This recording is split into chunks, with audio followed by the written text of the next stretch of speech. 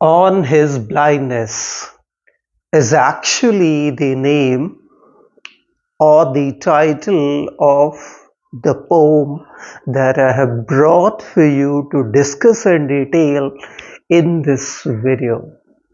Like on Shakespeare, to the nightingale, how soon hath time thee settled, just a thief of youth. This poem is also composed by none other than the greatest belated Elizabethan age poet, John Milton. Before I head straightway explaining to you each and every line of the poem, I would like to tell you something about this poem, On His Blindness. The title given to this poem by Thomas Newton in 1761 while editing Milton's poems. Remember, John Milton did not title this poem. So, the first line of the poem is treated as the title of this poem. That is, when I consider how my light is spent. Since this is the first line of the poem, it is treated as the title of this poem. Why? Because once again I would like to tell you, Milton did not title it in his lifetime. And who titled it? None other than Thomas Newton in his edition of Milton's poem or Milton's poetry. Remember, 1761. Now, let's look at the composition of the poem and the publication of this poem. It is said that this poem was written by John Milton in between 1652 to 1655. Why? Because 1652 was the year Milton lost the vision of one of his eyes, and 1652 was the year Milton was completely blind when he realized that he had lost the vision of his both eyes.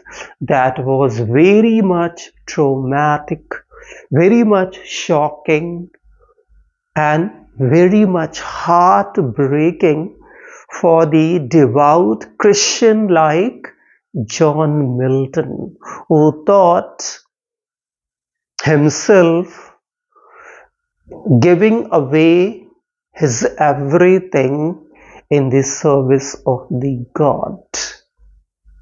And the result was this poem. So possibly Milton wrote it in between 1652 to 1655. Exact day or date or the year is unclear or unknown. But remember, the poem was published much later. It was published in Milton's 1673 poem. So remember, poem was written in between 1652 to 55, but published in the collection of poems titled Milton's 1673 poem. So possibly 20 years after its composition, or 18-20 years after its composition, the poem was published. Like to the nightingale, and how soon hath time the subtle thief of youth. This poem is also a very good example of Petrarchan sonnet, means Italian sonnet. It means the poem is divided into two parts: octet of 8 lines, sestet of 6 lines. Like, in octet, the poet or the speaker of the poem introduces the readers to a certain problem, to a certain complication, and in the sestet gives a resolution or comes on to a conclusion. Same happens in this poem. This poem is a beautiful, you can say that, beautiful record of the lament, of the suffering, of the whining, of the complaint of the speaker of the poem, who finds it almost impossible to cope with his blindness, because it was very much shocking to the speaker of the the speaker of the poem, who is none other than John Milton. And like all other sestets, in the sestet of this poem, we find a conclusion. We find how the speaker of the poem, who is very much frustrated in the octave, comes to term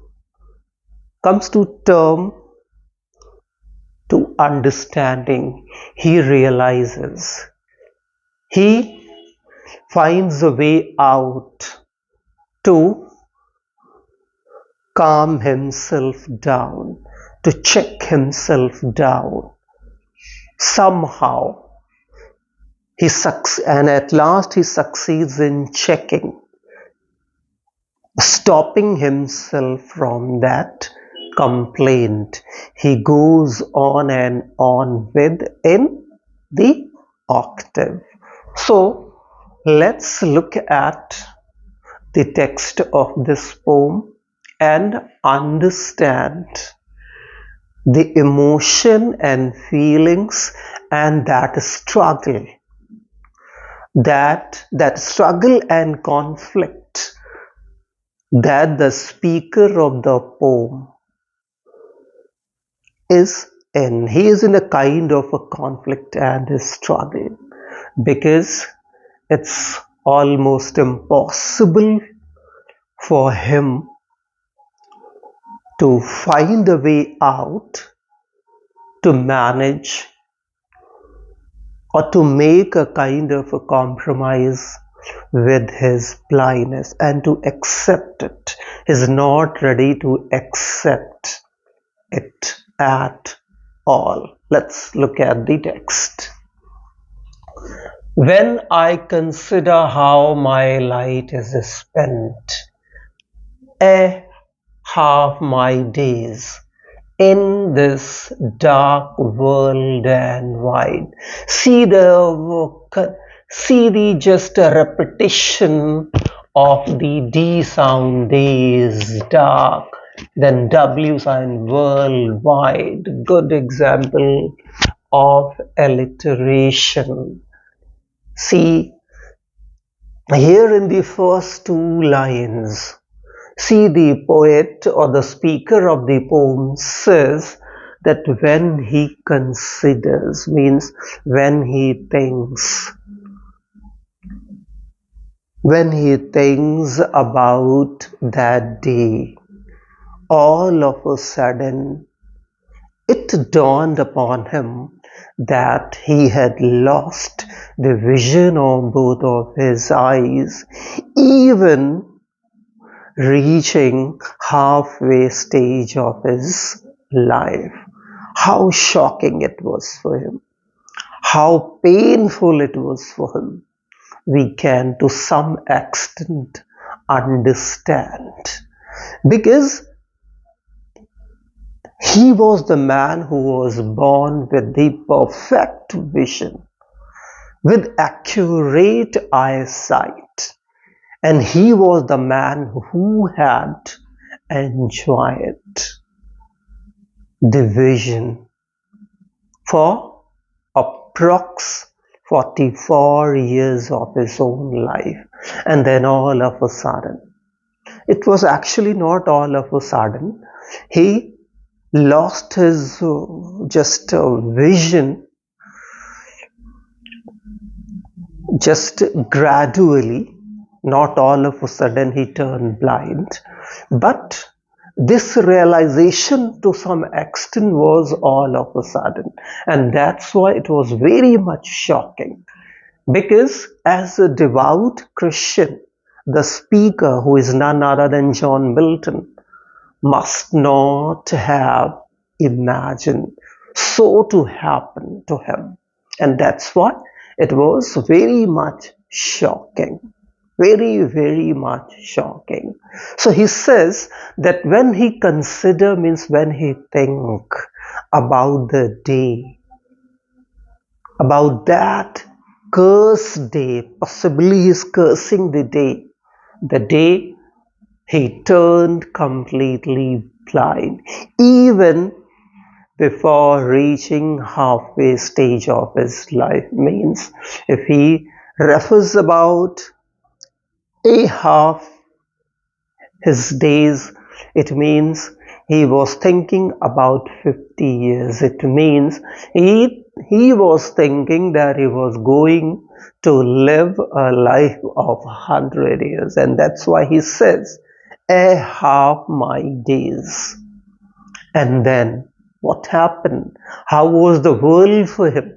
He had seen the world, and that's why he knew how big, how great the world, this world is in the context of the shape, context of the size, and how the world had become dark for this person, none other than John Milton. That's why he says, when I consider, means when I think how my light stands here. See, light, this word light gives multiple meaning.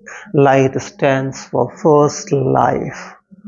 Light then stands for the vision. And then light stands for the intellectuality, intelligence. That light is what? Spent, lost, exhausted. That light. So light word clear. Light is used here in multiple sense, we can say that. And if a word is used giving more than one sense, that is spun. So we can say that pun is used here in this line, because here this word gives on one hand the meaning of the vision, on the other hand life itself, and on the other hand what? The intelligence. And now see, a half my days, see, days, part for the day and part for the whole, sorry, and whole for the part, means cynic ducky. Our life is measured in terms of days, weeks, months, year. So day stands for 24 hours. All right, that is a unit of the measurement of the time, you can say, that is consisted of 24 hours. So here days stand for what? Day is the part of the life. It means part for the whole for the part. It does not say his talk, does not use the just a word life. Actually, he means to say that even reaching halfway stage, even before reaching halfway stage of his life, he says even before reaching halfway day of his life. So here part for the whole for the part. If I say I have 10 hands to help me, it means here hands stand for those people. And if I say I have 10 hands, it means I have 5 people. I have 5 people to help me. But I do not say 5 people, I say 10 hands. And hands here stand for just referring the human, referring the 5 people. So I hope clear. Hands part of the body. So if a certain part is used to refer the whole, or whole is referred to use the part, it is synecdoche figure of speech. Synecdoche, Synecdoche. Synecdoche. In the same manner here, instead of using the word life, here he denotes just a life using this word day. And life is made of, I told you, minutes, seconds, minutes, hours, days, week, month, years. So one part is used for referring the whole, that is life. So synecdoche, good example of synecdoche here. In this dark world and wide, and I told you days and dark, D sound, world and wide, W sound. So alliteration is. So on one hand synecdoche, on the other hand alliteration is used in the second line of the poem. So the poet or the speaker of the poem says that when he considers, when he thinks about the day he lost his vision, even before reaching halfway stage of his life, he felt or he feels extremely sad. He feels extremely shocked. Now let's see the third line. And that one talent, and that one talent. Allusion. Indirect reference of the parable of talents mentioned in Matthew's Bible, where there is a Lord, a master, a rich man who is now leaving, who is going on a journey. But before starting on a journey or setting out on a journey, he calls possibly his servants. Possibly the Lord or the Master has 3 servants. He calls all the 3. And he does interest the first servant with 5 talents. Talent here stand possibly for certain amount of money. Talent also used in the olden time as a measuring unit of weight. Here we shall keep in mind or bear in mind the money. So in the parable of the talents, there is a Lord, a master, a rich man who is going on a journey. So before starting or setting out on the journey, he calls his servants. They are 3 in number possibly, and he gives away 5 talents to the first servant, possibly 3 to the second and 1 to the third, and sets out on the journey and goes on the journey. He gives away this amount with this hope that they will make use of that money with sincerity and will earn more, will multiply them into more. After certain time, the rich man or that lord or the master returns home and calls the 3 servants and asks them to give a report of how they made use of the talents given to them by him. And then the first servant, who was given away 5, comes and says with a broad smile on the face that, Master, I made use of 5 talents with great sincerity and sensibility and made my earning double. Means he has had at present 10 talents. Second also says the same, reports the same, that he also invested 3 just possibly talents. He also made just the good investment of the 3 talents and doubled it.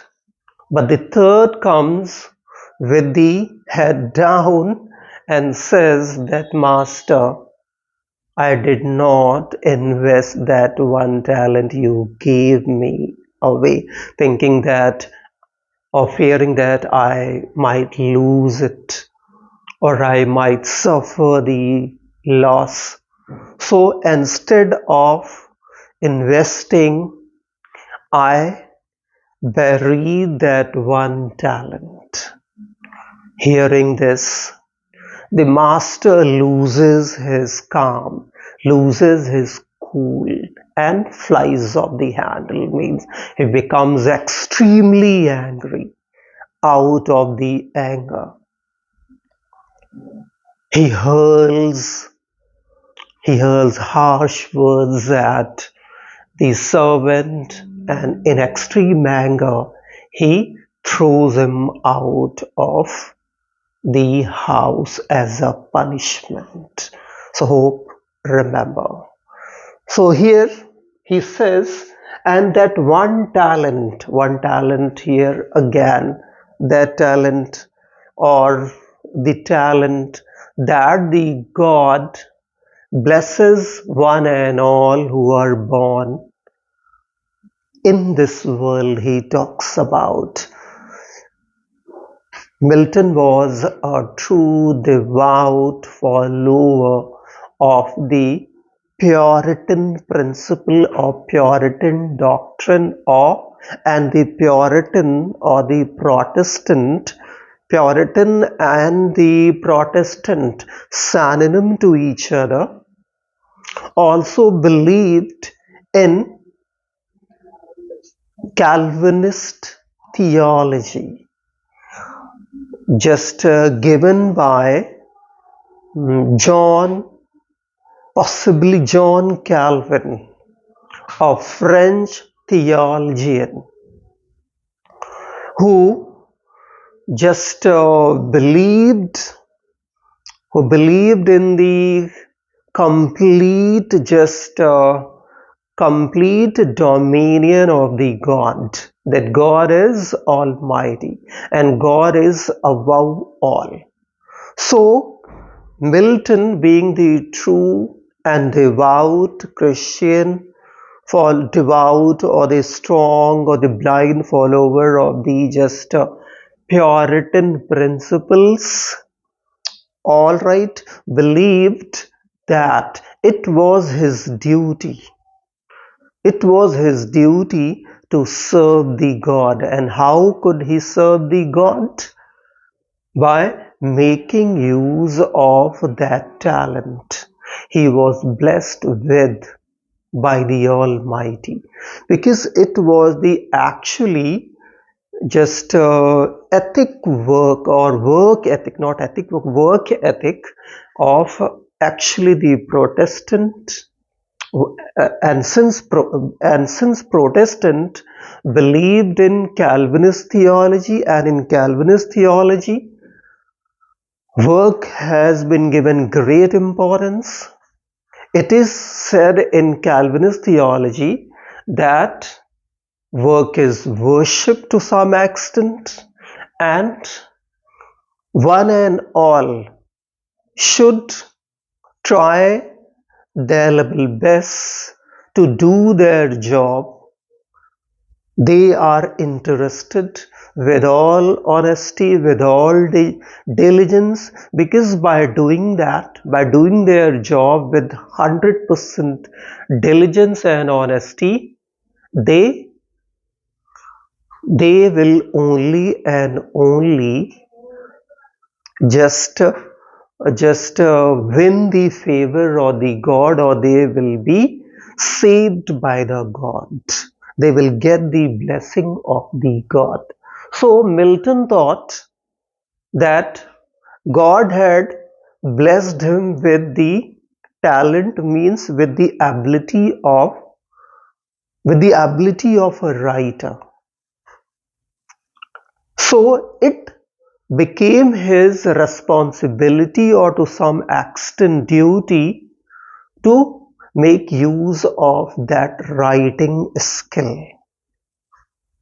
So he wanted to do his job with utmost diligence and honesty. But now, since he was blind, he thought that he was not going to make use of that. And it means he was he was not in the position to worship the God, to pray the God. And if he was unable, he was not going to be saved by the God. He was not going to be pleased by the God. He was not going to please the God.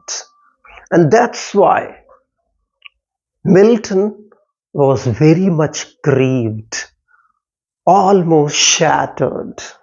So hope here it is clear. And he says, and that's why he said, and that one talent which is death to hide. And he says that poetic talent, that ability, I was blessed with God, and it became my utmost, it became my first and foremost duty to serve the Maker, to serve the Almighty with the help of that talent he blessed me. But since he was blind, he thought that he was not in the position to make use of that talent. And if he was not going to make use of that talent, just as the servant in the parable of the talent had had to suffer you see, scolding, had to bear the scolding, and had to just get the punishment, had to undergo the punishment. Milton thought he was also going to get the punishment by the God on the day of day of doom, or the day of judgment. So hope this allusion must have become clear. This biblical reference must have become clear. So he says that one talent which is death to hide. So he says that if I had not become blind, only this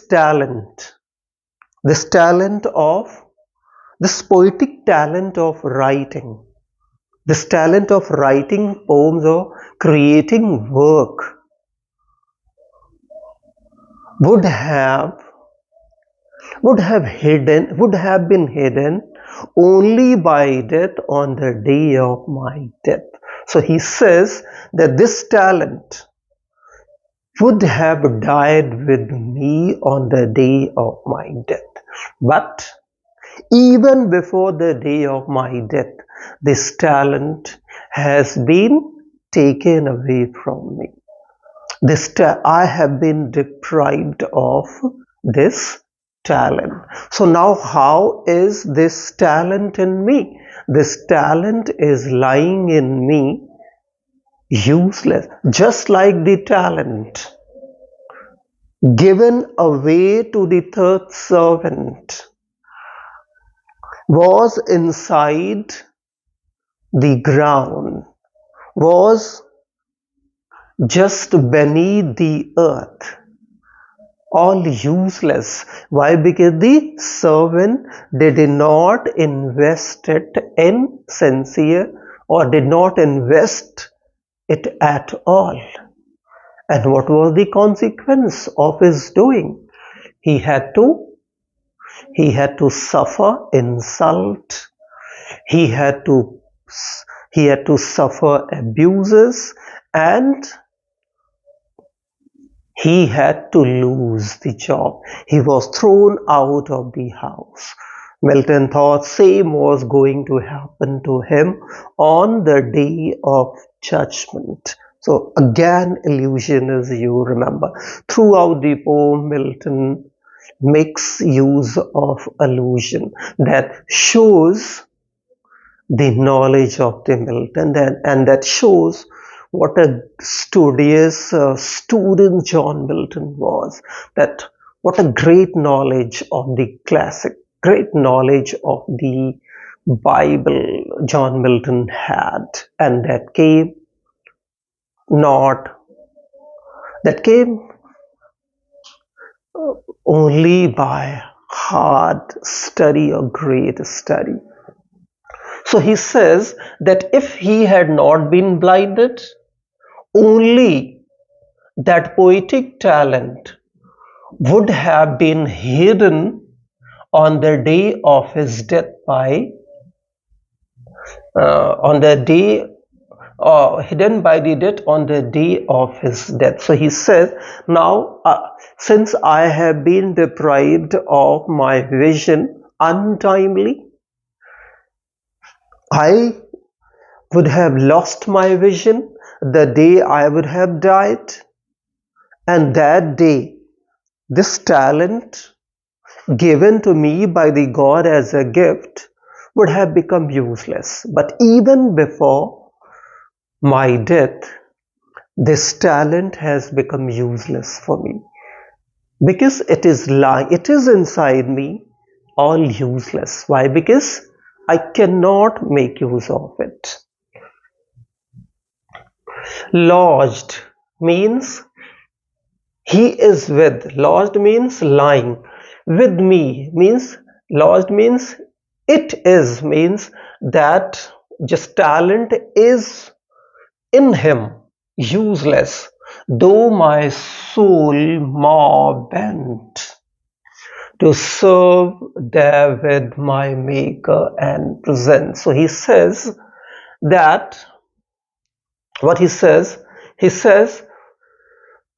though my soul more bent to serve there with my maker. He says, though I am blind, no doubt at all that I have lost my vision, I cannot write. If I cannot write, it means I cannot do my job. If I cannot do my job, it means I cannot worship the God. And if I cannot worship the God, what will happen? I will have to undergo the punishment. Just like the servant in the parable of talents underwent. He says, no doubt at all, I'm blind, but my soul, my spirit is even today ready to serve my Maker, ready to do its job with full diligence and full honesty. But is it possible for me? So see, you can better understand the mental and psychological condition of the speaker of the poem. How much shocking it was on the part of the speaker. He says to serve there with my Maker and present my true account. Again, allusion. Now he says, now he has in his own mind again the day of doom or the day of the judgment, as again mentioned in the Bible, possibly Matthew's Bible, that refers about the second coming of Jesus Christ. In Christianity, it is a kind of a belief that the second coming of Jesus Christ will happen. One day Jesus Christ will again just return in this world, again come onto this planet. That day what will happen? That day when there would be the end of this universe, or the last day or the moment of this universe, possibly that day it will happen. What will happen? Christ will return. And when Christ returns, what will happen? All the all the souls, all the dead would again be resurrected. Again, all the deaths would be revived. And when they would be revived, all of them will have to appear before Jesus Christ as the judge. And one and all will come forward and give the account of their doings, being alive, being in just a human form. And on that day, righteous will be separated from the wicked. And righteous means the good people with the good doing will be awarded, will be blessed with their places in the very abode of God, and the wicked will be damned for the hell. So Milton must have that thing in his own mind, that what kind of report he will hand to Jesus Christ on the day of doom or on the day of judgment. God will definitely ask him, how did you make use of that talent, that skill, that ability I bless you with? And if he was not going to give a positive reply, he knew he was going to be punished. And Milton did not want to be punished. See what he says in the further line. Lest he returning chide, he here stands for the God returning chide, that he did not want God to rebuke him, chide him, scold him, means punish him.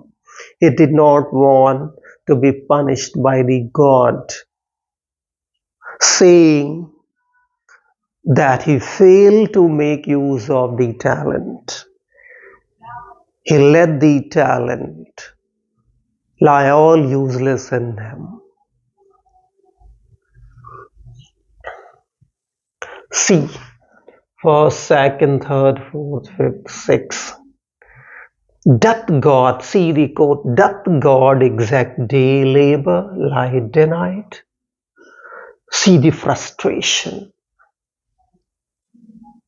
And in that frustration, the question that comes out of the speaker of the poem, that is Milton, that is it possible God will desire for some or just work from me after depriving me of the vision of my eyes? He said, is it possible? He believes, or he believed in the complete dominion of the God. He believed that God is above all. Whatever happens on this planet, on this just earth, as per the planning and as the part of the planning or the large mission of the God. Nothing happens without the wish or will of God or beyond the planning of the God. So he says, is it possible? Is it possible?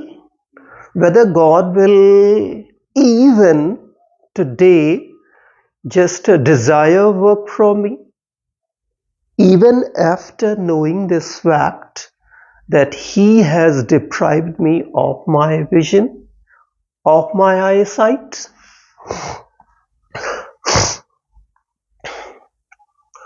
I fondly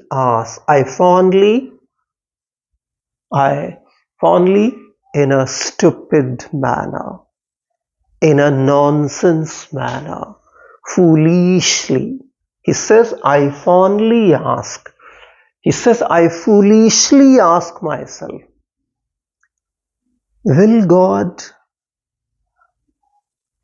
want to extract labor from me, even after having blinded me? And see, but patience to prevent, see, turning point. Generally, this turning point that is called actually volta occurs or happens in the ninth line, means the first line of the sestet.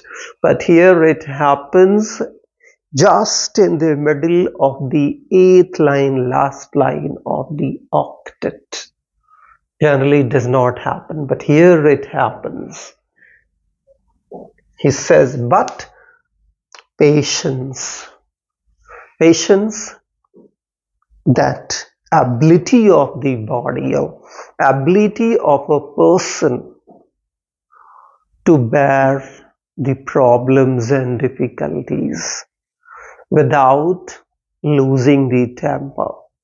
But here he personifies the patience and he says, my tolerating ability, here he personifies, he says, but patience to prevent, stop. He said, now my patience means now see the change in the tone, change in the attitude. Now a turning point, because this turning point is very, very important to take the poem to its conclusion. Throughout the poem, throughout the octave, the poet is very much frustrated. The speaker is very much frustrated. And the result of the frustration is anger and lamenting. But now a change. Throughout this octave, absolutely negative, uncontrolled, just emotional outburst, but now a change. Now we will see how he is ready to cope with this shocking, very much shocking development in his life, that unexpected shocking or development. He says, but patience to prevent. Now he says that my patience takes the form of a being, comes for my rescue, comes for saving me. Now again a reference, try to understand. Now again the reference of the Israelites, people of Israel. When God instructed actually just Moses, you must have heard the Moses. When God instructed or directed Moses to just to save or to just free to free to free his just followers, Israelites means people of Israel, from the slavery of the Egyptian people of Egypt. It was Moses who just who led them out of Egypt. And while he was leading them out of the Egypt, a time came they had to go past or go through, they had to go through a desert land. And in that desert land, you know that desert land gives lots of challenges to the people, like just like people in the Gulf country, with the sand and with the sand all around, with no trees, no water spring, all right. And those people who have to go through or wander through the desert have to face lots of difficulties and problems, and often people end up grumbling and complaining. Same happens when Moses guides these people out of their slavery from Egypt. Just start grumbling and complaining in the desert when they are just wandering. As a result, so when they start grumbling and complaining against the God while wandering through the just desert, God punished them and just and lengthened their wandering through the desert for a long time. And possibly they had to wander through the desert for as many as 40 days. Possibly. It was all because the God was angry at them. The God was angry with them, and as a result, he punished them. And because of the punishment, they had to wander through the desert, sandy land for as many as 40 days. So here possibly John Milton has realized that if he does not stop grumbling, whining like the Israelites while wandering through the desert, he would be punished. So he says what? But patience to prevent that murmur, that complaint, soon replies, at once answers him. Now the patience of John Milton comes for his rescue and says to him, that do you know, says to him, or he just, sorry, or the just patience tells him that God does not need any labor from you. God does not want anything from you. It does not matter much whether human beings serve the God or not. The actions of the human beings on this planet by no way can help God in the completion of his mission. Means God does not have a 1, 2, 3, 4 backup plans.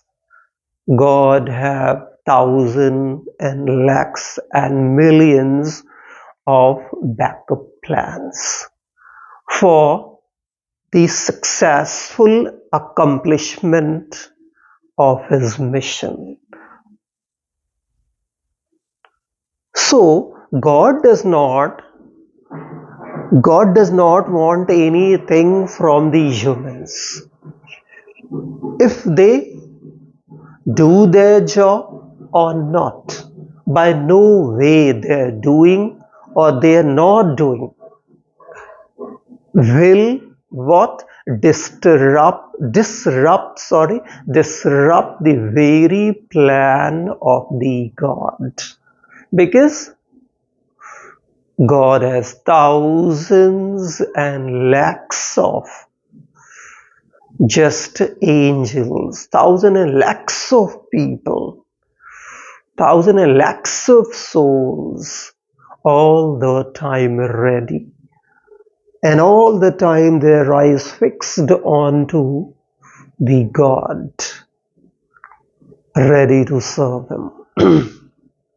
So he says, God doth not need either man's work or his own gift. So here he makes that point absolutely clear, that God by no way depends on the actions of the human beings,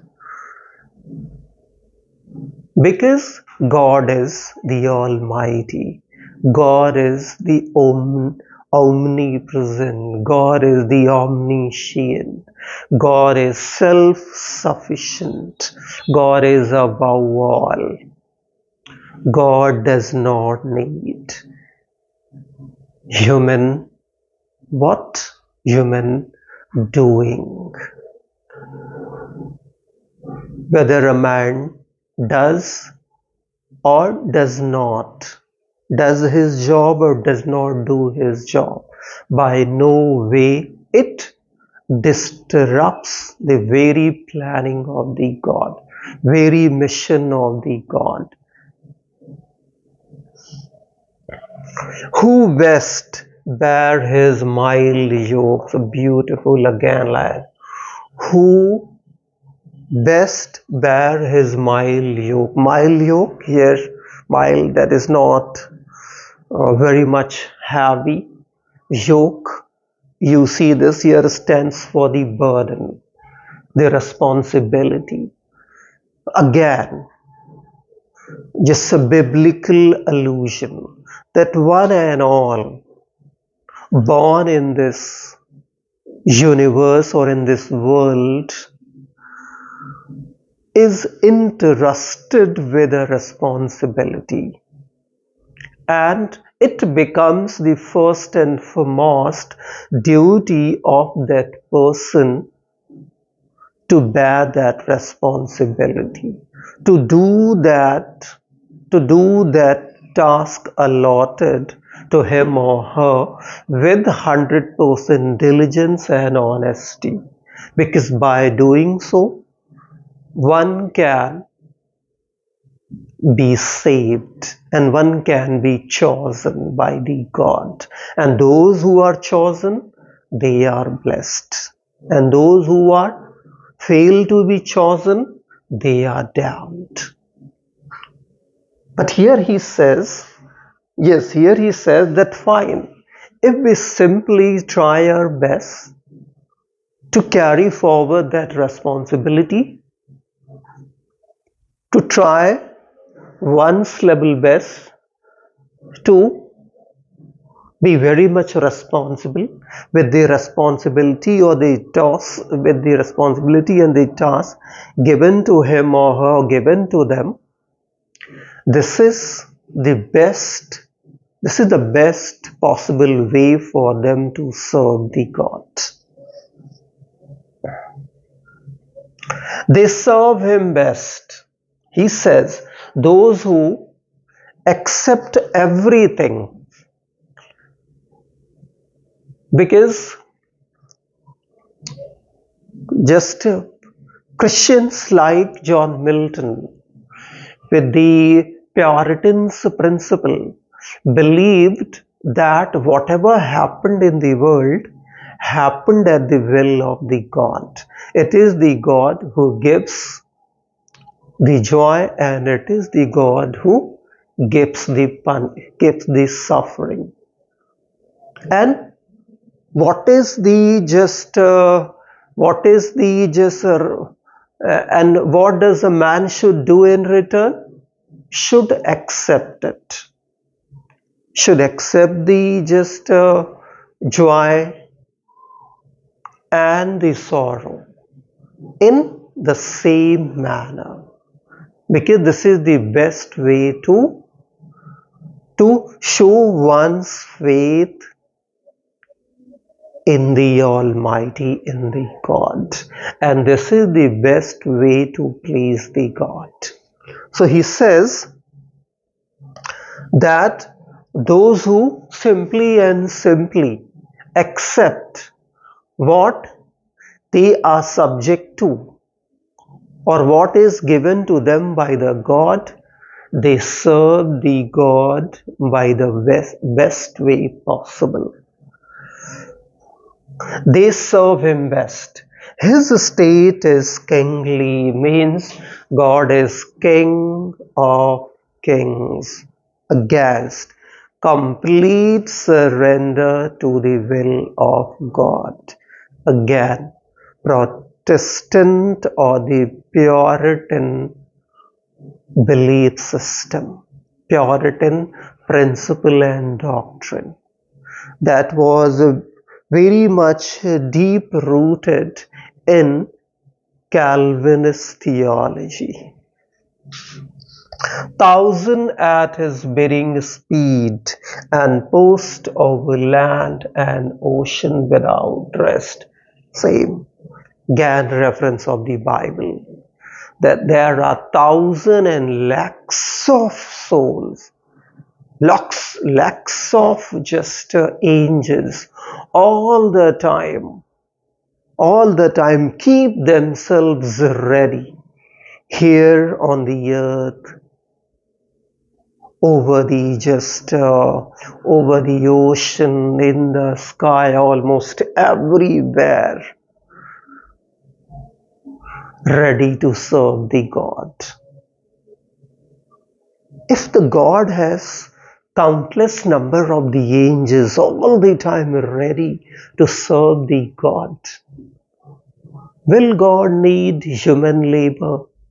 Will God need man work? No. Will the doing or not the doing of the man by any way affect the planning of the God or disrupt the planning of the God? By any way spoil the mission of the God? Answer, no. So why to think that if I don't serve, I shall do injustice, I shall be punished.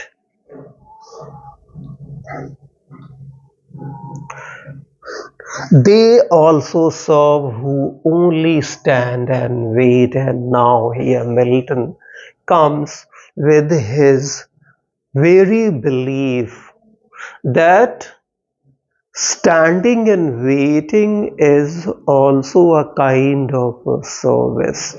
Standing and waiting shows our rock-like solid belief in the Almighty. If we simply stand and wait, that one day God will get a call of the God that shows our complete belief in the universe of the God, in the creation of the God. That shows that we have a complete belief that God created this universe. God is above all. Nothing happens without the wish and will of the God. So we must do one thing, that to have complete faith and believe in the Almighty, and be out to always wait and stand. So hope, my dear friends, this 14 lines poem must have become absolutely clear to you. If you find any complication anywhere else, do let me know. Thank you for watching.